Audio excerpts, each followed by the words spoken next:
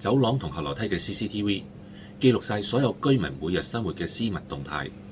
你以為錄像處喺管理處就冇事？小心踩中數據外泄同埋集體破產危機啊！根據私隱條例保障資料第4原則，資料使用者必須採取切實可行嘅保安措施，防止個人資料喺未經獲許嘅情況底下被查閱或者處理。萬一管理處內部管理不善，例如保安員私自用手機拍攝 CCTV 畫面上傳到去群組公審，嘲笑街坊，又或者系統密碼太弱，俾黑客入侵，導致影像外泄，法團就直接違法㗎啦。根據條例第66條，受影響嘅業主有權向法團同埋管理公司提出民事訴訟，索償精神受損同埋實質性嘅經濟損失。